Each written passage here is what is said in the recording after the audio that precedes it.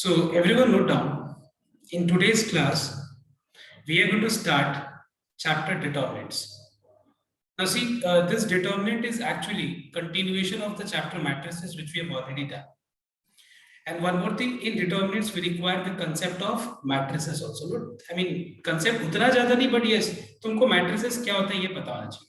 अगर इतना पता है तो determinants में कहीं कोई उतना कुछ खास concept का जरूरत नहीं है. You will find it feel comfortable to understand this chapter called determinants if you know matrices properly. So now we begin with this chapter called determinants. So everyone note down. See, expansion of a determinant was already explained to you while I was explaining you matrices. मतलब तुम लोग को determinant value निकालना तो आता है, but फिर भी मैं एक बार brief कर देता हूँ. ओके, देखते हैं. तो सबसे पहले हम लोग स्टार्ट कर रहे हैं 2 into 2 ऑर्डर का डिटरमिनेंट वैल्यू कैसे निकाला जाता है. सपोज अपने लोगों को एक दिया हुआ 2 into 2 ऑर्डर डिटरमिनेंट, मतलब जिसमें 2 रोज होगा और 2 कॉलम्स, और इसका अगर हम लोग को डिटरमिनेंट वैल्यू निकालना होगा तो क्या करेंगे? पहले हम लोग मेजर डायगोनल के एलिमेंट्स को मल्टीप्लाई करेंगे. सबसे पहले मेजर डायगोनल के elements. Okay, we will first of all multiply the major diagonal elements, that is 2 7 is 14, and then we will multiply minor diagonal elements. बीच में माइनस आएगा, 3 5 is 15. And so what is the answer? Minus होगा. मैं एक बार फिर से repeat कर रहा हूं, ध्यान से एक बार नोट करना. 2 into 2 ऑर्डर का डिटरमिनेंट वैल्यू कैसे निकाला जाता है एक बार ध्यान से नोट करना. पहले हम लोग क्या करते हैं? मेजर डायगोनल के एलिमेंट्स को मल्टीप्लाई करते हैं. So we have 2 7 is 14. Then we put minus sign in between. Then minor diagonal के elements, that is 3 5 is 15. And what is the answer? We find that the result is -1. Now next, अगर मान लो हम लोग को 3 into 3 order का determinant value निकालना होगा तो फिर कैसे निकालेंगे? ध्यान देना. 2 into 2 ऑर्डर तो बहुत सिंपल. 3 into 3 ऑर्डर का डिटरमिनेंट वैल्यू कैसे निकालना होगा? Just note down. मैं एक एग्जांपल लेता हूं. Suppose we have 3 -2 1 4 3 -2 1 2 -1, let's say. और इसका हम लोग को डिटरमिनेंट वैल्यू निकालना है. 3 into 3 ऑर्डर का डिटरमिनेंट वैल्यू निकालने का जो मेथड होता है उस मेथड को एक्सपेंशन मेथड बोलते हैं. ठीक है, 3 into 3 ऑर्डर का डिटरमिनेंट वैल्यू निकालने का मेथड को क्या कहते हैं हम लोग? Expansion method. In which what we do, जैसा कि यहाँ पे 3 रोज है, देखो एक बार 1 2 3 रोज और 3 कॉलम्स है. तो हम किसी भी एक रो को या फिर हम किसी भी एक कॉलम को लेके हम एक्सपैंड करते हैं. ठीक है, हम किसी भी एक रो को या फिर किसी भी एक कॉलम को हम लेके एक्सपैंड करते हैं. तो जैसे इस केस में यहाँ पे हमारे पास 3 रोज है और 3 कॉलम्स है, तो किसी भी एक रो को या कॉलम्स को लेके एक्सपैंड कर सकते हैं. But before this you must know, जो कि मैंने पहले भी समझाया, देखना एक बार ध्यान देना.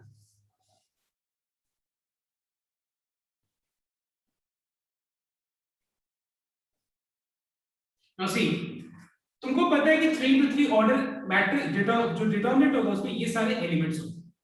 अब बताना मुझे एक बार कि ये एलिमेंट का जो पोजीशन है इसका सम क्या होगा? बताओ. तो सम, इस एलिमेंट का पोजीशन का सम इवन है या ऑड है? बताओ.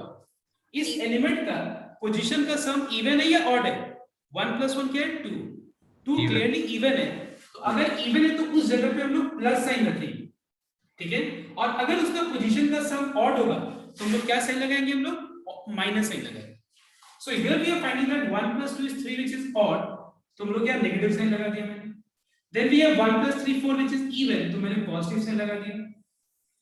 देन वी हैव 2 + 1 3 odd, तो नेगेटिव साइन दे दिया. 4 इवन है तो positive sign, negative positive negative positive.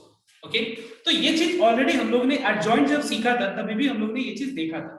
Alright, अब देखो ध्यान से इसको कैसे यूज करना. तो अभी मैंने बोला कि 3 into 3 ऑर्डर का डिटरमिनेंट वैल्यू निकालने का जो मेथड होता है उस मेथड को एक्सपेंशन मेथड बोलते हैं. तो मैं यहाँ पे क्या करूंगा देखना एक बार. जैसे मैं यहाँ पे रो 2 को लेके एक्सपैंड करूंगा, I will take row 2 and I will expand along row 2.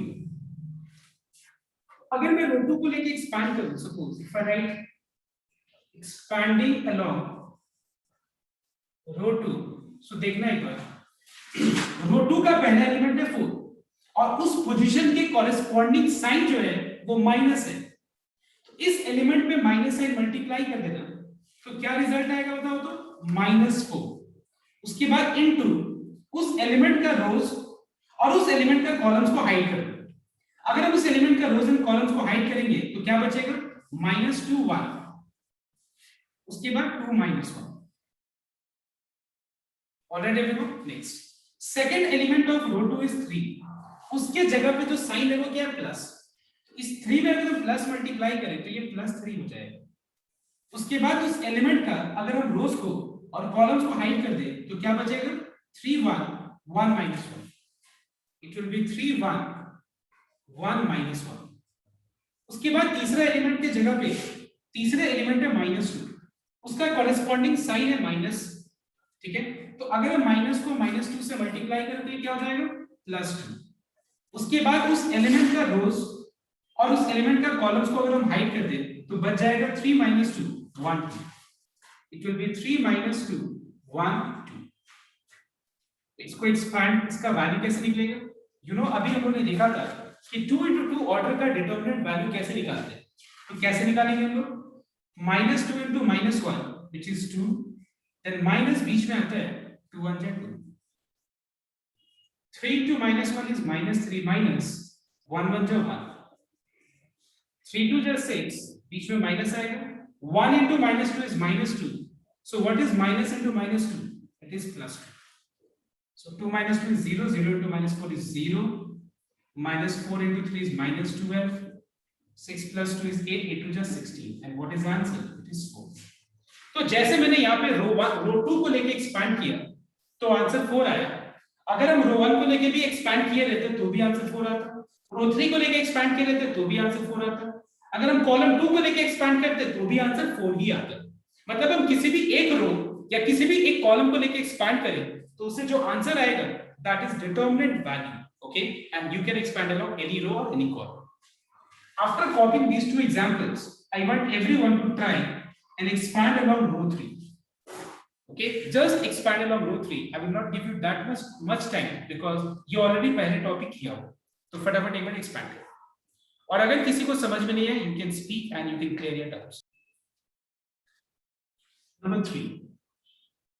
Suppose if I take a determinant, let's say for example we have 99 90 90 91 0 0 1 92 93 94। Now can you tell me अगर मुझे इसका डिटरमिनेंट वैल्यू निकालने बोला जाए तो मैं किस पर्टिकुलर रो को या किस पर्टिकुलर कॉलम को लेके मैं एक्सपैंड करना ज्यादा बेटर समझूंगा, बताओ तो एक बार। Yes, row 2। व्हाई रो 2 बताओ तो, because yes absolutely row 2, because row 2 को लेके अगर हम एक्सपैंड करेंगे तो अपना एक्सपेंशन जो है बहुत आसान होगा। इसका क्या कारण है बताओ तो, अगर हम रो 2 को लेके एक्सपैंड करेंगे तो रो 2 में सबसे ज्यादा जीरोस है, देखो रो 2 में ज्यादा जीरोस है, तो अगर हम रो 2 को लेके एक्सपैंड करेंगे तो फायदा क्या होगा, let me write down the sign part, plus minus plus minus plus minus, ठीक है। तो देखो फायदा क्या होगा कि अगर हम रो 2 को लेंगे उसके कॉरेस्पॉन्डिंग पोजीशन पे माइनस है तो -0 इज 0 ओनली, इसके रोज एंड कॉलम्स को हाइड कर दे तो 90 90 91 93 94 बचा। सेकंड एलिमेंट के पोजीशन पे साइन प्लस है तो +0 इनटू उस एलिमेंट का रोज एंड कॉलम्स हाइड करेंगे तो 99 91 92 और 94। उसके बाद तीसरा एलिमेंट है तीसरा एलिमेंट के कॉरेस्पॉन्डिंग पोजीशन पे साइन है माइनस, तो -1 इनटू 99 90 92 93। तो आखिर में बच क्या रहा बताओ तो, तुम अगर ध्यान से ऑब्जर्व करो तो बच रहा है सिर्फ -1 इनटू 99 90 92 एंड 93। तो एक बात बताओ, इसको एक्सपैंड करने से फायदा क्या होगा कि यहाँ पे दो जगह 0 है तो 0 into anything is 0, 0 into anything is 0, बस हमको क्या करना पड़ रहा है, सिर्फ मुझे -1 into लिखना पड़ रहा है, ठीक है। मतलब हम क्या देख रहे हैं कि अगर एक डिटरमिनेंट का एक पर्टिकुलर रो का अगर दो एलिमेंट 0 हो तो that is gift for us. Actually हम लोग के लिए एक तरह का वो गिफ्ट है कि देखो ये एक्सपैंड फटाफट कर लो और फटाफट आंसर बताओ। तो इसमें ये मत करना कि तुम रो 1 को लेके एक्सपैंड करने लगो, बिकॉज रो 2 को लेके एक्सपैंड करने से ज्यादा इजी हो जाएगा, देखो ठीक है, ज्यादा इजी हो जाएगा बिकॉज मुझे ये दोनों एलिमेंट्स को दिखाना नहीं पड़ेगा नेक्स्ट टाइम। अभी तो मैंने दिखा दिया तुमको समझाने के लिए, बट नेक्स्ट टाइम तुम डायरेक्ट 1 into माइनस, उसके बाद रोज एंड कॉलम्स हाइड करके डायरेक्ट ये स्टेप लिखना, ये स्टेप मत दिखा। लेकिन क्या अपने लोग को हर एक सम में इस तरह से दिया रहेगा कि देखो एक पर्टिकुलर रो में 2 जीरो है, एक्सपैंड करो, ऐसे थोड़ी ना दिया रहेगा कि एक, अभी तो मैंने दे दिया, मान लो रो 2 में मैंने 2 जीरो दे दिए, ठीक है, और एक्सपैंड करने के लिए पूछा तुमसे, तो तुमने रो 2 बोला, बट ऐसा हर समय थोड़ी ना होगा कि रो 2 तुमको कोई एक रो में 2 जीरो दे दिया जाएगा। So today we are going to learn properties जिसको यूज करके अपने लोग एक पर्टिकुलर रो का अगर 2 जीरो बनाना होगा तो हम बना सकते हैं। So now I am going to explain you the properties of a determinants using which we can make any two elements of any particular row or desired column जो मुझे इच्छा करे। और yes exactly उस particular question में भी उस तरह का condition भी होना चाहिए, सिर्फ इच्छा से नहीं होगा कि कोई चीज पॉसिबल ही ना हो और मैं उसको पॉसिबल बनाने का चाहूंगा तो वो भी सही नहीं रहेगा। तो तुम देखना, हमको जो हम कोशिश करके हम कहीं भी एक पर्टिकुलर रो में या एक कॉलम में हम 2 जीरो बना सकते हैं, बट इसको मुझे सिखाना पड़ेगा पहले तुमको कि कैसे बनाया जाता है।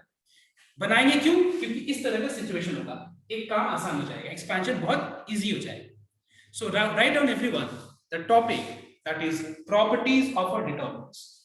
तो आज का अपना टॉपिक है डिटरमिनेंट्स के अंदर properties of a determinants.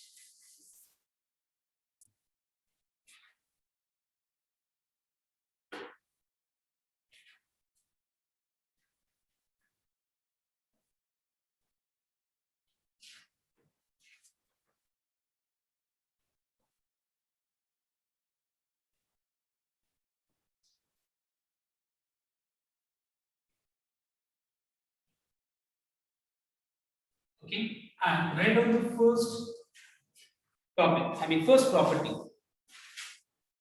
First property का नाम लिखो एलिमेंट्री रो कॉलम ऑपरेशंस। ठीक है, एलिमेंट्री रो कॉलम ऑपरेशंस के अंदर पहला नंबर लिखना जो मैं लिख रहा हूं बोर्ड पे, बस तुम लोग लिखो एक बार।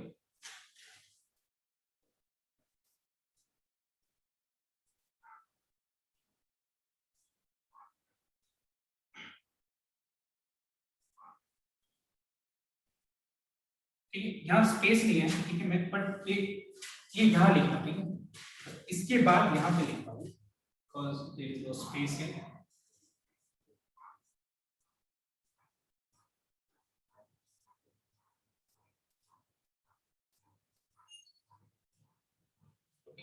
You just pop it out here. उसके बाद now let us see how to apply what I have written. What is this? तुमको लिखने के बाद ये समझ में तो बिल्कुल भी नहीं आ रहा होगा कि ये है क्या। तो मैं एक बार एक एग्जांपल से ये चीज को क्लियर करता हूं। See the first example. So I am writing, let's say 3, 2, 1, and then we have 4, 2, minus 3, 5, let's say 2, 3, 4, let's say for example, ये मैंने एग्जांपल, ठीक है। अब देखो मैं तुम लोग को ये इसको यूज करना सिखाऊं, ठीक है। यहाँ पे मेन ऑब्जेक्टिव है कि यूज कैसे करना होगा ये मैं तुमको सिखाऊं। देखो apart from these rules there are many more ways, but actually I need to teach you first one way, then only you will be able to understand okay there are many more rules. बट मुझे उसके लिए पहले मुझे एक rule पहले समझाना पड़ेगा, तो एक बार ध्यान से कंसंट्रेट करना। देखो मैं तुमको बता रहा हूं कि इस एलिमेंट को और इस एलिमेंट को जीरो बनाना है। मैंने तुमको एक इंस्ट्रक्शन दे दिया, क्या? इस एलिमेंट को और इस एलिमेंट को जीरो बनाना है। अब एक बात बताओ मुझे, मैं तुमको 3 दे दिया और मैंने तुमको 1 दे दिया और मैंने बोला कि किस हिसाब से इन दोनों को जीरो बनाएंगे, बताओ। तो मुझे कोई बता सकता है how to make these two elements, these two numbers equal to zero? तो तुम क्या करोगे बताओ, बताओ। -3 into 1, मतलब यहाँ पे 3 है, बीच में माइनस लगा तो यहाँ 3 मल्टीप्लाई करो, तो 3 - 3 बन जाए 0 हो जाए, है कि नहीं? अगर मान लो यहाँ पे मैंने 2 दिया, यहाँ पे 1 दिया और मैंने बोला इसको 0 बना, तो तुम क्या करोगे? बीच में माइनस लोगे, यहाँ पे 2 मल्टीप्लाई करोगे। ये भी सोच सकते हो कि इसमें 1/3 मल्टीप्लाई करके भी हो जाएगा। इज दिस द मेथड और नॉट? सो देखो अगर मान लो मुझे इन दोनों एलिमेंट्स को जीरो बनाना है, इन दोनों एलिमेंट्स को, तो पहले मुझे ये बताओ कि ये दो एलिमेंट्स अलग अलग सेपरेटली तुमको रो में दिख रहे हैं या फिर कॉलम में दिख रहे हैं? अलग अलग, मैं क्या बोला, अलग अलग। ये कहां दिख रहे हैं? ये दोनों एलिमेंट्स अलग अलग कहां दिख रहे हैं? कॉलम में दिख रहे हैं या फिर रो में दिख रहे हैं? इतना खाली बताओ। रो सर। रो। किसी को कॉलम में दिख रहे हैं? नहीं दिखना चाहिए। अगर दिख रहा है तो please make sure that you need to correct yourself that vertical representation of elements is called columns and horizontal representation is called what? rows. तो यहां पे हम देख रहे हैं कि ये जो 3 है ये रो 1 पे है, और अलग अलग देखें तो ये 2 कहां पे है? रो 2 पे है। तो मैंने तुमसे पूछा कि ये दोनों एलिमेंट्स अलग अलग कहां दिख रहे हैं, तो तुम्हारा आंसर क्या होना चाहिए कि ये अलग से रो 1 पे दिख रहा है और ये रो 2 पे। साथ में कहां दिख रहा है? कॉलम वाइज, कॉलम 1 पे। और मैंने ये नहीं पूछा, मैंने पूछा कि अलग अलग कहां दिख रहे हैं। तो ये 3 and 2 you're finding that 3 is in row 1 and 2 is in row 2. So can you tell me which is the row which is left? जो मैंने पॉइंट किया इसके अलावा कौन सा रो अभी बचा है बताओ तो?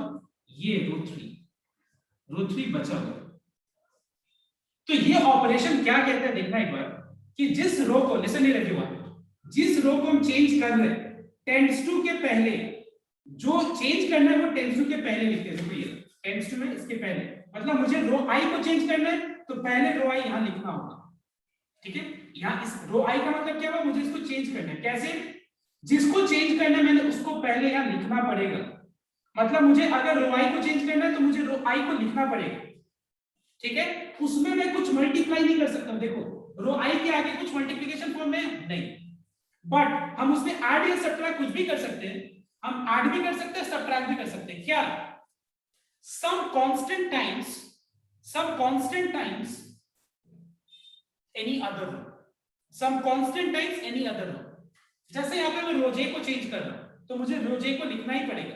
मैं इसमें ऐड भी कर सकता हूँ, सब्ट्रैक्ट भी कर सकता हूँ, कोई कांस्टेंट को मल्टीप्लाई करके किसी और रो में। बट एक चीज तुम लोग देख रहा होगा कि मैंने रो आई को और रोजे को चेंज किया है। कौन सा रो को मैंने यूज किया दोनों केस में बताओ तो? कौन से रो को यूज किया? रो के को यूज किया मैंने। तो सिर्फ क्योंकि ये रो जो है, ये रो को मैंने यूज किया, तो सिमिलरली ध्यान देना यहाँ पे, मैं यहाँ पे रो 1 को और रो 2 को मैं चेंज करूंगा, ठीक है? जिसमें रो 1 का इस एलिमेंट को मुझे 0 बनाना है और रो 2 का इस एलिमेंट को मुझे 0 बनाना है। कौन सा रो अनयूज्ड है, कौन सा रो अनचेंज्ड है? रो 3। तो मुझे कोई बता सकता है कि 3 यहाँ पे अगर है और मुझे रो 3 को यूज करना है, तो रो 3 में का ये एलिमेंट में इसके साथ हम क्या करेंगे कि ये 0 हो जाएगा? ऐड करेंगे, सब्ट्रैक्ट? बताओ टेल मी। रो 3 और यहाँ पे 1 दिख रहा है, तो 3 मतलब 1 के साथ कैसे ऑपरेट करेंगे बताओ? सब्ट्रैक्ट कैसे? 3 टाइम्स रो 3 में मल्टीप्लाई करके। मतलब क्या मैं ऐसा लिख सकता हूं, रो 1 टेंड्स टू रो 1, मतलब row 1 tends to row 1 minus 3 times of row 3। Please check once everyone. समझ में मैंने क्या किया? रो 1 का इस एलिमेंट को 0 बनाना है, रो 3 को इस एलिमेंट को यूज करके, मतलब सीधा कॉरेस्पॉन्डिंग एलिमेंट्स को, ठीक है? तो row 1 tends to row 1 minus 3 times of row 3। Similarly मुझे कोई बता सकता है कि रो 2 का इस एलिमेंट को 0 कैसे बनाएंगे रो 3 का इस एलिमेंट को यूज करके? बताओ, कोई बता सकता है? सब्ट्रैक्ट 2 टाइम्स मतलब पहले तो मुझे लिखना पड़ेगा रो 2 टेंड्स टू रो 2, पहले तो वो लिखना पड़ेगा, उसके बाद माइनस 2 टाइम्स ऑफ रो 3, ठीक है? अब देखो यहाँ पे इंपैक्ट कैसे होगा, चेंजेस कैसे। चेंज अब जो है मैंने सोचा इसको इसके हिसाब से था, मतलब ये नहीं कि सिर्फ ये एलिमेंट चेंज होगा, रो 1 का सारे एलिमेंट पे चेंजेस आएगा। चेंज जो है रो 1 का हर एलिमेंट पे आएगा, लेकिन मैं सोच रहा हूँ इसके हिसाब से, क्योंकि मुझे बोला गया था ऐसा करने के लिए। क्या बोला गया था? इस एलिमेंट को और इस एलिमेंट को 0 बनाओ, ये बोला गया था। अब देखो ध्यान से, तो row 1 tends to row 1 minus 3 times of row 3। तो ध्यान से एक बार नोट करना, रो 1 का पहला एलिमेंट क्या है? 3 माइनस 3 टाइम्स ऑफ रो 3। तो जब हम पहला एलिमेंट लिए तो रो 3 का भी मुझे पहला एलिमेंट ही लेना पड़ेगा। सो 3 माइनस 3 1 0 बन गया। उसके बाद दूसरा एलिमेंट रो 1 का 4 ले लिया, माइनस 3 टाइम्स ऑफ रो 3, क्या आ गया? 13। उसके बाद ले लिया मैंने तीसरा एलिमेंट, माइनस 3 टाइम्स ऑफ 4। तो 2 माइनस 12 कितना हो जाएगा -10। उसके बाद मैंने ले लिया row 2 tends to row 2 minus twice of row 3, row 2 minus twice of row 3। तो पहला को पहला के साथ ऑपरेट करना, मतलब 2 माइनस 2 1 जा 2, 2 माइनस 2 इंटू माइनस 3 8 हो जाएगा, और 3 माइनस 2 टाइम्स ऑफ 4 मतलब -5 हो गया। और रो 3 जैसा है वैसे मैंने रख दिया। अब तुम बताओ, जो मैंने इससे पहले प्रॉपर्टी स्टार्ट करने से पहले बोला था कि अगर एक पर्टिकुलर रो या एक पर्टिकुलर कॉलम में अगर 2 जीरो हो तो कौन से रो को लेके एक्सपैंड करना इजी रहेगा, वो पर्टिकुलर रो जिसमें 2 जीरो है। अब बताओ मुझे यहाँ पे कौन से रो या कौन से कॉलम को लेके एक्सपैंड करना इजी रहेगा, बताओ। कॉलम 1 को लेके एक्सपैंड करना इजी रहेगा। लेकिन अगर हमको साइन पार्ट देखें,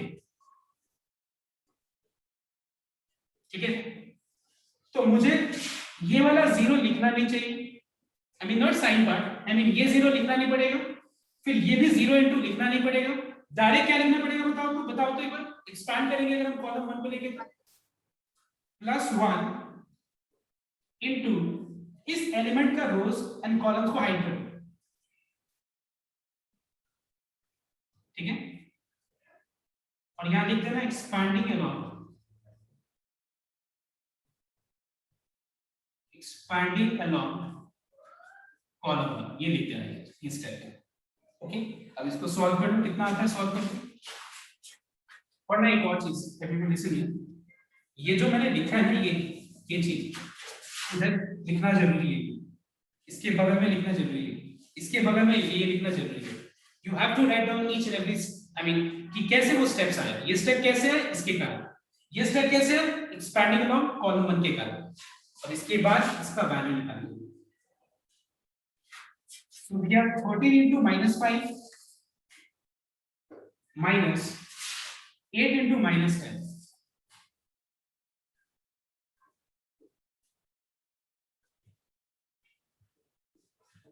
Okay, so the answer is how much? 15. 15 is the answer. एक बार यहाँ पे कॉपी करो, और अगर कुछ ऐसा है कोई डाउट तो डिस्कस कर सकते हैं। Now the second example is, let's think of a situation when we have, let's say for example, we have, let's say 1 2 3 -1 4 2 and let's say 3 2 -2, let's say। अब मुझे मान लो ऐसा है कि मुझे इसको और इसको जीरो बनाना है, सपोज इसको और इसको जीरो बनाना है हमें, तो फिर ये अलग अलग कहां पे, ये अलग से और ये अलग से कहां पॉइंट कर रहे हैं, हॉरिजॉन्टली पॉइंट कर रहे हैं, ये हॉरिजॉन्टली पॉइंट कर रहा है मतलब ये रो 3 है, और ये किसको पॉइंट कर रहे हैं, हॉरिजॉन्टली किसको पॉइंट कर रहे हैं, रो 2 को पॉइंट कर रहे हैं। मतलब कौन सा रो अनयूज्ड है, रो 1, मतलब मैं रो 1 को यूज करने वाला हूं to change row 2 and row 3। Now who can tell me how to make this two element zero? First think for 30 seconds, no one will answer. 30 seconds के लिए कोई आंसर नहीं करेगा, पहले सब कुछ सोचो, इसको और इसको जीरो, इसको यूज करके कैसे बनाओ, सोचो सबसे पहले, don't answer, let everyone think for 30 seconds. Yes, write in your copy at least, think means just not time, think, you can write in your copy.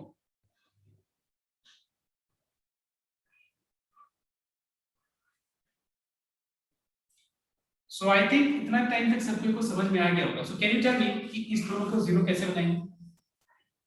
R2 tends to R2 plus 1 into R1.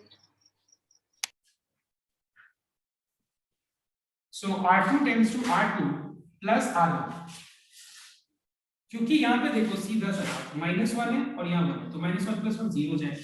So R2 plus R1. Next R3 tends to what? R3 आगे -3 into R1. -3 times of R1।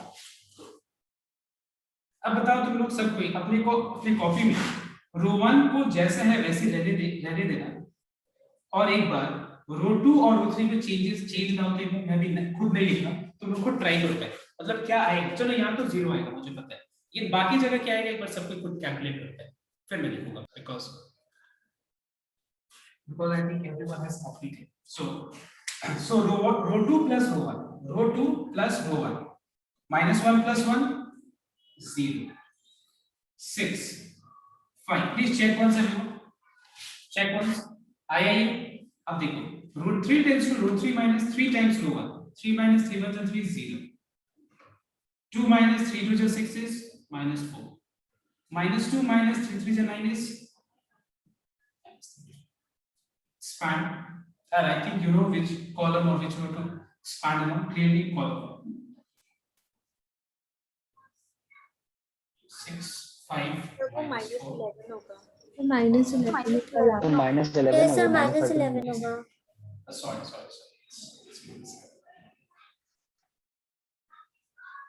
All right, so it is minus 66 plus 20, which is minus 46. Right, everyone? Now let us see the next, one more example. अब मान लो मुझे suppose यहाँ पे 1 1 1 दे दिया मैंने, 3 2 4 2 3 minus 3, let's say. अब बताओ मुझे suppose मुझे 2 0 बनाना है।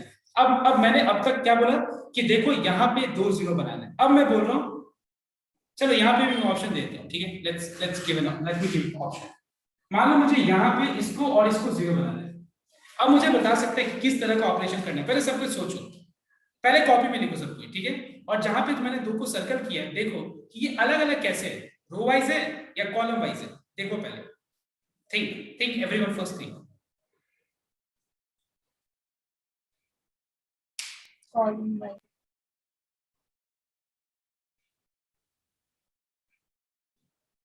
तो बताओ तो ये 1 जिसको मैंने सर्कल किया है, ये अलग अलग सेपरेटली कहां पे? Yes, can you tell me? Column yes, column wise. Column wise है। ये कॉलम 1 पे है, ये कॉलम 2 3 पे है।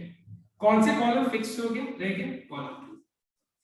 अब बताओ तो मैं यहाँ पे कॉलम 2 तो फिक्स हो गया, मतलब मैं कॉलम 1 और कॉलम 3 को 1 को यूज करूंगा चेंज करने के लिए, राइट? तो मुझे बता सकते हो तुम लोग क्या ऑपरेशन में लिखूं 2 0 बनाने के लिए? बताओ। Column 1 tends to column 1 minus column 2. Column 1 tends to column 1 minus column 2। और क्या लिखूं? Column 3 tends to column 3 minus column 2. I hope it is clear to everyone. Column 1 tends to column 1 minus column 2 and column 3 tends to column 3 minus column 2. So column 1 minus column 2, 1 minus 1 0, 3 minus 2 1, 2 minus 3 minus 1. समझ में आया तो बात?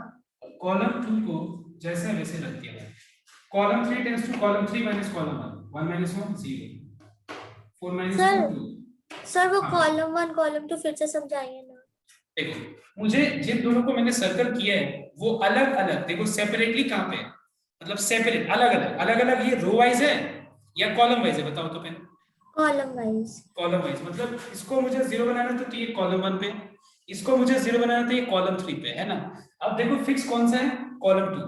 Column 2 पे star दे दिया, मतलब ये fix है, मतलब इसको अपने लोग को यूज करना है, इसको और इसको 0 बनाने की, ठीक है? तो मतलब क्या करेंगे, 1 और यहाँ पे 1 लिख दे, ये 1 है तो ये 1 को इसको यूज करके कैसे 0 बनेगा? सीधा 1 minus 1, सीधा 1 minus 1 0 होगा ना, मतलब कॉलम 1 माइनस कॉलम 2 कर, column 1 tends to column 1 minus column 2। समझ में आया? Yes sir. और column 3 tends to column 3 minus column 2 directly, and similarly this operation is applied. Okay, तो अब बताओ तो इसको किसको लेके एक्सपैंड करेंगे? Plus minus plus, first row plus minus, तो minus 1 into 1 2 minus 1 minus 6.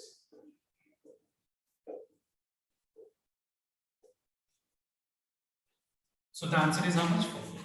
So I think this operation is now clear to everyone किस तरह से ये ऑपरेशन किया जाता है। ऑलराइट, अब एक बार कॉपी कर लो फटाफट। Third example,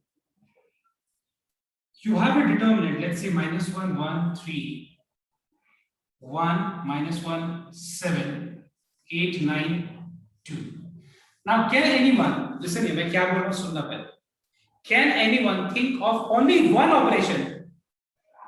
Right now I did operations in pair, मतलब R1 tends to R1 minus R2, R3 tends to, मतलब दो को चेंज किया। तुम लोग ऐसा कोई एक ऑपरेशन बताओ यहाँ पे जिसको यूज करके डायरेक्ट दो जगह दो एलिमेंट 0 आ जाएगा, मतलब कोई एक रो पे या एक कॉलम पे दो एलिमेंट 0 आ जाएगा। Think and tell me the answer, बताओ। Row 1 tends to row 1 plus row 2, row 1 tends to row 1 plus row 2. Other students please think, is this correct or do you find any other options also? He said, I mean, Krishna said that rho 1 tends to rho 1 plus rho 2. I mean, do you have any other ways? Yes, sir. Yes, tell me. What is alternative? Rho 2 tends to rho 2 plus rho 1. Okay, fine. Rho 1 tends to rho 1 plus rho 2 और एक है rho 2 tends to rho 2 plus rho 1. Fine. तो कहने का मतलब है कि हम लोग यहाँ पे डायरेक्ट देखो rho 1 tends to rho 1 plus rho 2 कर दे तो भी हो जाएगा. देखो rho 1 plus rho 2 देखो एक बार में जीरो आ गया. rho 1 plus rho 2 तो -1 plus 1 0 10.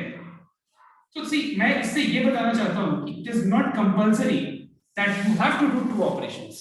इससे तुम लोगों को मैं ये क्लियर करना चाहता हूँ कि ऐसा कोई कंपल्सरी नहीं है कि तुमको दो ऑपरेशंस करना जरूरी है. अभी तक ये लोग बहुत लोगों को लग रहा होगा कि दो ऑपरेशंस करना ही पड़ेगा, एक को फिक्स करके दो को चेंज करना ही पड़ेगा. It's nothing like that. So you can do only single operation also. अगर मान लो उससे अपना ऑब्जेक्टिव फुलफिल हो जाता है, 2 0 बन जाता है, तो क्यों हम करेंगे दो operations? It is not required. और यहाँ पे हमारे पास एक और ऑप्शन है, column 1 tends to column 1 plus column 2. हम कॉलम वाइज भी कर सकते हैं. कॉलम 1 प्लस कॉलम 2 कर दो 0 0. तो हमारे पास दोनों case. I hope it is clear to everyone. Are you understanding my point? देखो ठीक है, ऐड किया दोनों रोज को, 0 आ गया, 0 आ गया, ऐड कर दिया. अब हम रो 1 को लेके एक्सपैंड कर देंगे, प्लस माइनस प्लस 10 इनटू. तो ये चीज और क्लियर हो जाएगा जब हम लोग सम्स में अप्लाई करना शुरू करेंगे. तो अब हम लोग और अदर प्रॉपर्टीज में मूव करते हैं. ठीक है, और भी प्रॉपर्टीज में मूव करते हैं. तो ऑपरेशंस लगभग तुम लोग को समझ में आ गया. जितना इनिशियली जितना समझ में आना चाहिए, I think it is more than enough. तुमको समझ में आ गया. अब हम लोग बाकी प्रॉपर्टीज में चलते हैं. ठीक है, एक और एलिमेंट्री बता देते हैं.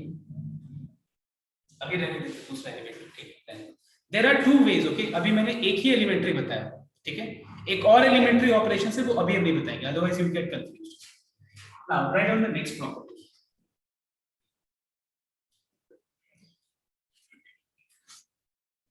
So please note down that पहला जो मैंने प्रॉपर्टी समझाया एलिमेंट्री रो कॉलम ऑपरेशंस, उसके अंदर मैंने एक ही पार्ट लिखा, एक ही रोमन 1. अभी रोमन 2 बाकी है. But this I will come this later on when I मतलब जब मैं सम का 2 टाइप करा दूंगा तब मैं उस टाइप में आऊंगा. ठीक है, तो स्पेस छोड़ देना है. Everyone please note down that you leave a space. Elementary row operations, row column operations के नीचे नंबर 1 जो लिखा है तुम लोग, और उसके बहुत सारा नीचे एग्जांपल्स दिए हैं. तुम लोग एक और मतलब स्पेस थोड़ा छोड़ देना, आधा मतलब थोड़ा सा स्पेस, आधा page. Okay, you can leave 6-7 lines only. Okay, अब देखना एक बार next problem. Right, if all the elements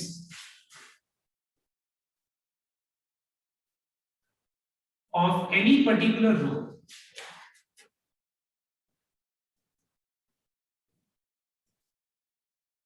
or column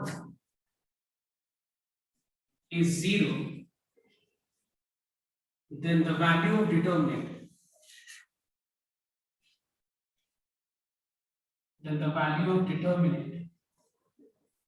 is also 0. तो देखो ये चीज इतना मुझे अगर नहीं भी हम समझाते हैं तो भी अब तुम लोगों को समझ में आ गया कि अगर मान लो डिटरमिनेंट का एक रोज का या एक कॉलम्स का अगर हर एक एलिमेंट 0 है तो उसका डिटरमिनेंट वैल्यू क्या होगा? वेरी सिंपल, उसका डिटरमिनेंट वैल्यू 0 ही होगा.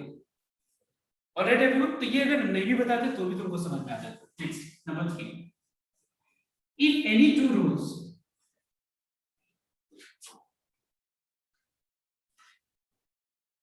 or columns of a determinant are identical,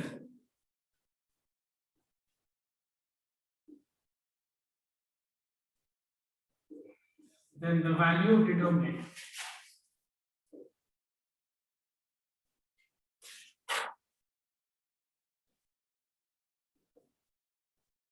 is 0. Now what is this property wrote down? Suppose मान लो एक determinant में let's say for example रो 1 है 1 2 3 और रो 3 भी है 1 2 3. तो इसका डिटरमिनेंट वैल्यू 0 होगा. ठीक है, होगा 0. एक्सपैंड करके देखना 0 आएगा.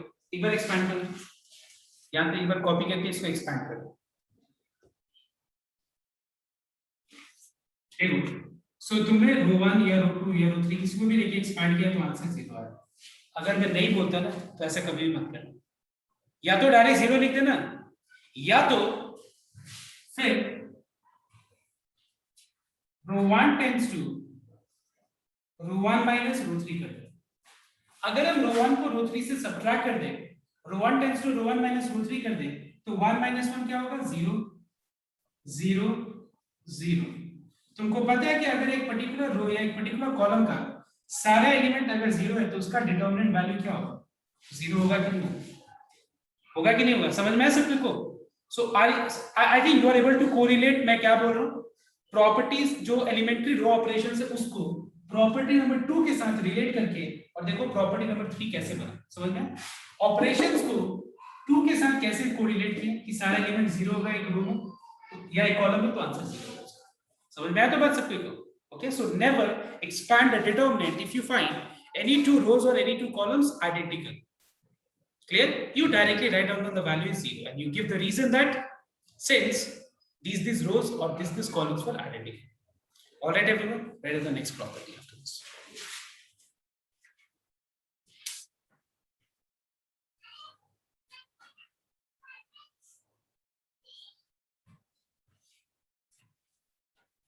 Now, before writing this properties, let me give you two determinant first.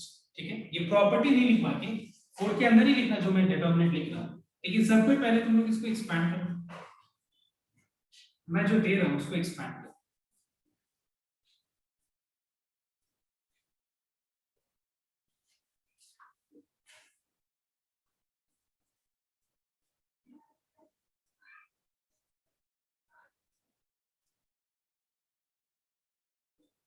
Everyone, expand this determinant and this determinant and tell me what is the answer. I am waiting for you to first study. So everyone note down. इसका तुम लोग को determinant value 4 आया, right? और इसका क्या है? -4 आया। ये तो एक का 4 और दूसरा का -4 है, ये तो आया। अब देखो आगे, ध्यान से नोट करना। Now what we find, note down everyone, कि मैंने क्या किया पता है? इस डिटरमिनेंट से जो डिटरमिनेंट लिखा है, तुम अगर दोनों में रिलेशनशिप देखो तो कोई बता सकता है दोनों में क्या रिलेशनशिप है? बताओ तो। डिटरमिनेंट मतलब फर्स्ट रो को सेकंड रो में शिफ्ट कर दिया। मतलब अगर तुम ध्यान से देखो तो रो 1 को रो 2 के साथ इंटरचेंज करके ये दिखती है। तो एक बात बताओ मुझे, एक वैल्यू से तुम लोग ही खुद देख रहे हैं, मैं कुछ नहीं बोल रहा हूं, कि अगर एक डिटरमिनेंट का, अभी तुम लोग करके देखा तुम लोग, कि अगर एक डिटरमिनेंट का अगर हम 2 रोज को या 2 कॉलम्स को इंटरचेंज कर दें, 2 रोज को या 2 कॉलम्स को अगर इंटरचेंज कर दे, तो पता है मैग्नीट्यूड सेम होता है। देखो सिर्फ क्या चेंज होता है बताओ, क्या चेंज होता है? साइन चेंज हो जाता है। समझ में आया तो बात? तो एक बात बताओ, अगर मान लो मैं ये बोलूं कि this determinant is equal to this, ये सही होगा या गलत होगा? गलत होगा। अब अगर मैं आगे -1 इसमें मल्टीप्लाई कर दूं तो ये सही होगा या गलत होगा? अब बताओ। सही। Now it is correct. Now you know why? Because अगर मैंने रो 1 को रो 2 के साथ इंटरचेंज करके ये लिखा है, तो आंसर में सिर्फ चेंजेस -साइन का, तो वो -साइन को बैलेंस करने के लिए हम आगे -साइन मल्टीप्लाई, ठीक है? वो -साइन को बैलेंस करने के लिए हम आगे -साइन अगर मल्टीप्लाई कर दे तो फिर माइनस ऑफ -4 क्या होगा? प्लस। दिख रहा है? समझ में आया? तो क्लियर हुआ? अब तुम लोग प्रॉपर्टीज लिखो, राइट? 4 के अंदर लिखो properties, right? If any two rows or columns of a determinant are interchanged, if any two rows or columns of a determinant are interchanged, then magnitude of the determinant remains same but sign changes. Then magnitude of the determinant remains same but sign changes. जो कि तुम लोग अभी खुद ही experience किया, मैंने कुछ बताया, तुम लोग खुद ही देखा तो डिटरमिनेंट से कि दोनों का मैग्नीट्यूड सेम था बट साइन सिर्फ चेंज हो रहा था। Is this clear to everyone? अब देखो आगे।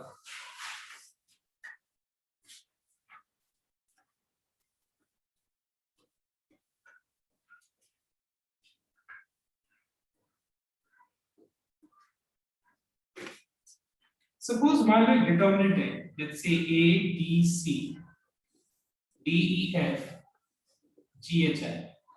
सपोज मैं नेक्स्ट स्टेप में सपोज रो 1 को रो 2 के साथ मैंने इंटरचेंज कर दिया और ये इंटरचेंज ऑपरेशन को ऐसे डिनोट करते हैं, ऐसे लिखते हैं, दोनों साइड एरो और R1 और R2 दोनों तरफ दे दो। मतलब क्या बताओ तो, मतलब मैं रो 1 और रो 2 को इंटरचेंज कर रहा हूं।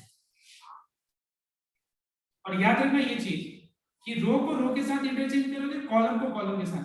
अब ऐसा मत सोच लेना एकदम हाइब्रिड कि रो को कॉलम के साथ इंटरचेंज करेंगे, ऐसा मत सोचो। तो मैंने रो 1 को रो 2 से इंटरचेंज किया, तो आगे अब बताओ तो क्या करना चाहिए, जैसे बताओ तो यहाँ क्या करना चाहिए दोनों को इक्वल बताने के लिए? Minus sign. माइनस तो तुम याद रखना, तुम कहीं भी कोई भी स्टेप में तुम कोई भी दो रोज को या कोई भी दो कॉलम्स को इंटरचेंज करो, कोई दिक्कत नहीं, देयर इज नो प्रॉब्लम। बस बट करना क्या बताओ तो, जितना बार भी इंटरचेंज करना आगे क्या दे देना, माइनस दे देना, तो कोई वैल्यू में फर्क नहीं। Is this clear to everyone here? Clear हुआ ये चीज? Yes, sir. अब आगे, अब हम लोग आगे देखते हैं, that is property number 5। If suppose you have a matrix whose determinant value is k, then उसका ट्रांसपोज का भी डिटरमिनेंट वैल्यू k ही होगा। You know what is the meaning of transpose? सबके को ट्रांसपोज का मतलब पता है ना? Yes, ट्रांसपोज, ठीक है। तो अगर मान लो एक डिटरमिनेंट होगा, सपोज एक मान लो डिटरमिनेंट है, सपोज मान लेते हैं 2 3 4 5 6 7 8 9 10। तुम लोगों ने इसको एक्सपैंड किया, अब मान लो मैंने इसको ट्रांसपोज कर दिया, ठीक है, और इसको मैं अगर एक्सपैंड करूं तो इसका आंसर क्या होगा, ठीक है। तो याद रखना, एक्सपैंड ट्रांसपोज करने से कभी भी डिटरमिनेंट वैल्यू बदलता नहीं, ठीक है। और आज का लास्ट प्रॉपर्टी जिसके बाद हम लोग सम स्टार्ट करेंगे इस प्रॉपर्टी नंबर 6, पहले कॉपी करेंगे। So everyone note down, this is the last property, ध्यान से नोट करना। सपोज मान लो एक डिटरमिनेंट है जिसके अंदर मान लो सपोज 2a 2b 2c, यहाँ पे मान लो 3d 3e 3f, और यहाँ पे मान लो suppose we have 4g 4h and 4f, और एक मैट्रिक्स है, suppose you have a matrix let's say जिसमें मान लो 2a 2b 2c,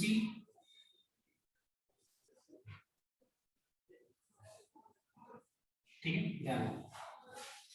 अब एक बात बताओ, अगर सपोज मैं यहाँ पे सपोज मैं इस केस में अगर मैं कॉमन का सोचूं तो मैं कॉमन क्या लूंगा बताओ तो, यहाँ पे व्हाट यहाँ पे कॉमन क्या आएगा बता सकते हैं? 2। तो अगर मैं यहाँ से कॉमन लेने का चाहूँ तो मुझे यहाँ पे कॉमन मिल जाएगा 2। तो मैट्रिक्स में क्या होता है, देखो ये सिंबल मैट्रिक्स को डिनोट करता है, ये सिंबल मैट्रिक्स का होता है।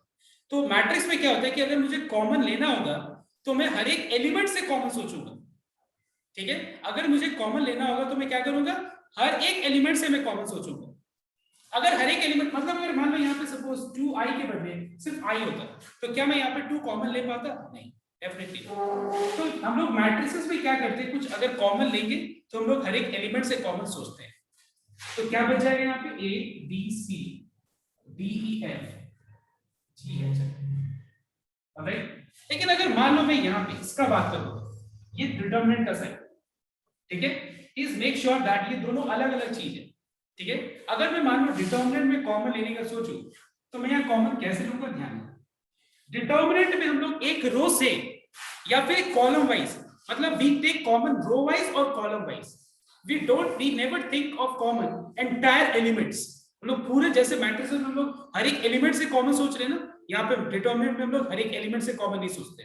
क्या सोचते हैं हम लोग कि एक रो में हम एक रो को ऑब्जर्व करते हैं, क्या उसमें कुछ कॉमन नहीं है, दूसरे रो को ऑब्जर्व करते हैं, क्या उसमें कॉमन नहीं है, तीसरे रो को ऑब्जर्व करते हैं, क्या उसमें कॉमन नहीं है, कॉलम 1 को ऑब्जर्व करते हैं, क्या उसमें कॉमन नहीं है। मतलब हम यहाँ पे कॉमन जो है we can either take row wise, I mean from any respective row और any particular column, I mean any particular row या एनी पर्टिकुलर कॉलम से हम कॉमन ले सकते हैं।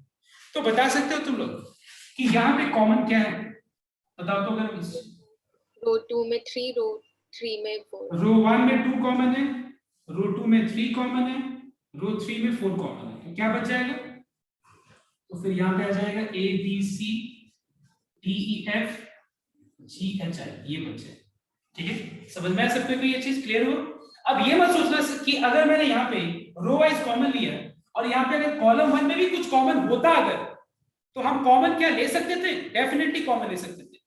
तो मैंने क्या बताया कि हम एक पर्टिकुलर डिटरमिनेंट में एक रो से दूसरे रो से तीसरे रो से हम अलग अलग कॉमन ले सकते हैं, कॉलम से कॉलम 2 से कॉलम 3 से अलग अलग कॉमन ले सकते हैं। And similarly while multiplying also the same rule is followed. मतलब मान लो अगर सपोज 2 है आगे, ठीक है, और एक डिटरमिनेंट है,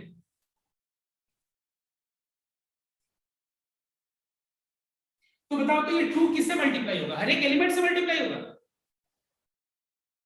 यस, क्या 2 हर एक एलिमेंट से मल्टीप्लाई होगा? नहीं, हर एक एलिमेंट से मल्टीप्लाई नहीं होगा। क्या होगा? या तो ये 2 रो 1 का एक कोई एलिमेंट से, सॉरी रो 1 का हर एक एलिमेंट से मल्टीप्लाई कर दो, या फिर रो 2 का हर एक एलिमेंट से मल्टीप्लाई कर दो, या फिर रो 3 का हर एक एलिमेंट से मल्टीप्लाई कर दो। मतलब हम ऐसे कर सकते हैं 2a 2b 2c हो गया, ठीक है, या वो 2 को कॉलम 1 से मल्टीप्लाई, या वो 2 को कॉलम 3 से मल्टीप्लाई कर, and so on. Did you get my point? Next, एक बार ये चीज को कॉपी करना है तो कॉपी कर लो, लेकिन अगर मैट्रिसेस में मल्टीप्लाई होगा तो हर एक एलिमेंट से मल्टीप्लाई होगा। Now next example, suppose you have a determinant, let's say you have a determinant 5 3 2 2, let's say, एक यहाँ। अब पहले मैं इसका डिटरमिनेंट वैल्यू कैलकुलेट करूं, 10 - 6 4 हो गया, ठीक है। अब एक एक करके देखना पड़ेगा ध्यान से। अब मैं क्या कर रहा हूं, इस डिटरमिनेंट के आगे एक कांस्टेंट मल्टीप्लाई कर रहा हूं, ठीक है, कांस्टेंट मल्टीप्लाई कर रहा हूं। लिसन, ये कांस्टेंट को अगर मुझे मल्टीप्लाई करना हो तो मैं कैसे मल्टीप्लाई करूंगा? हर एक एलिमेंट से या एक पर्टिकुलर रो या एक कॉलम से? बताओ। पर्टिकुलर रो कॉलम से। तो मैं क्या करूंगा यहाँ पे 10 6, मतलब मैंने रो 1 के हर एक एलिमेंट से मल्टीप्लाई कर लिया, 20 - 12 8 आया। इसका आंसर 4 था, इसका आंसर 8 हो गया। देखो कितना टाइम्स बढ़ा, बताओ तो आंसर 2 टाइम्स 2 4 6। अब ध्यान दीजिए, अगर मान लो मैं इस 2 को सपोज कॉलम 1 से मल्टीप्लाई कर दूं, 10 4 3 2, इसका आंसर देखो, इसका आंसर भी 8 है। अगर हम इसको कंपेयर करें तो बताओ तो इसके आंसर से इसका आंसर कितना टाइम्स है? 2 4 8, सेम इतना ही है कि नहीं? 2 4 8 टाइम्स हो गई। अब सुनना नेक्स्ट, मतलब यहां से मुझे एक चीज पता चल रहा है कि अगर मैं एक डिटरमिनेंट के आगे कोई कांस्टेंट है, ठीक है, so it is not compulsory. मतलब पहला एनालिसिस ये है कि हम वो कांस्टेंट को अगर मल्टीप्लाई करें डिटरमिनेंट में तो उसका डिटरमिनेंट वैल्यू कितना टाइम्स बढ़ जाता है? जितना मल्टीप्लाई करें, 2 मल्टीप्लाई करें तो 2 टाइम्स बढ़ जाता है। दूसरा एनालिसिस ये है कि हम किसी भी रो में मल्टीप्लाई करें या किसी भी एक कॉलम में मल्टीप्लाई करें, answer remains unchanged. I mean देखो अनचेंज्ड, ये दूसरा एनालिसिस। तीसरा एनालिसिस ये है अगर मैं ना भी मल्टीप्लाई करूं और मैं एक्सपांड कर दूं तो भी आंसर उतना ही है। क्लियर है not everyone? Now tell me everyone, अब बताओ मुझे, सपोज एक A is a square matrix, suppose if A is a square matrix of order 3 × 3 and अगर मान लो A का डिटरमिनेंट वैल्यू 3 है, then number 1 what will be 3 into determinant A? Number 2 what will be 3A का determinant value? I am taking up, I mean मैं 1 minute का तुम लोगों को टाइम दे रहा हूं सोचने का। मुझे एक बात बताओ मुझे कि ये दोनों का आंसर क्या होगा?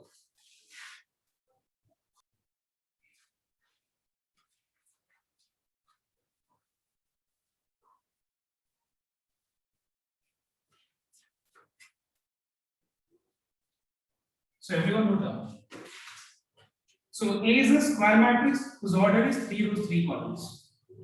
So let me take a square matrix where you have got 3 rows and 3 columns. First of all, it's given that इसका determinant value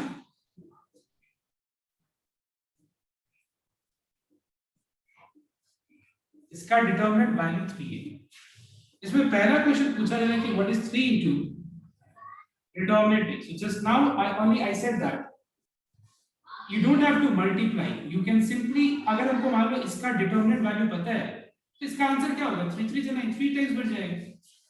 सेकंड में क्या, देखो एक बार, 3 into मैट्रिक्स है, 3 into मैट्रिक्स A का डिटर्मिनेंट वैल्यू, तो 3 into मैट्रिक्स है मतलब 3A 3B 3C 3D 3E 3F 3G 3H and 3N।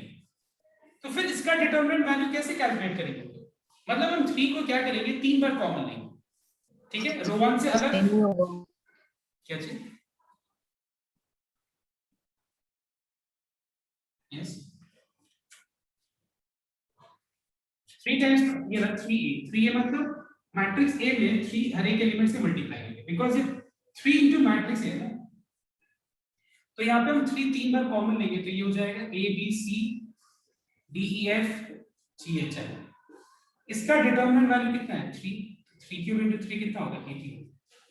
Alright everyone, अब एक बार मेरा क्वेश्चन तुम लोग से ये है, सुनना एक बार ध्यान से, कि if A is a square matrix of order n and A का determinant value is k, tell me what will be m into determinant A and m A का determinant value। Now let me see who can answer। Derive the formula, बताओ। First of all, what is the meaning of order n? Can you tell me what is the meaning of determinant of order n and matrix of order n? Can you tell me what is the meaning of this line? Yes, anyone? n into n, so n Very number good. of rows and N columns. number of rows and n number of columns. Now tell me what is the answer of the first question? m into k. It will be m into k. This is very simple. M times a का determinant value. इसका answer क्या होगा, कोई बता सकता है? m into k cube. क्या m? m cube k. cube. n cube M into यहाँ k पे cube. order n है, order n है 3 n to the order power n, it is n to the power n into determinant k। why m to the power n?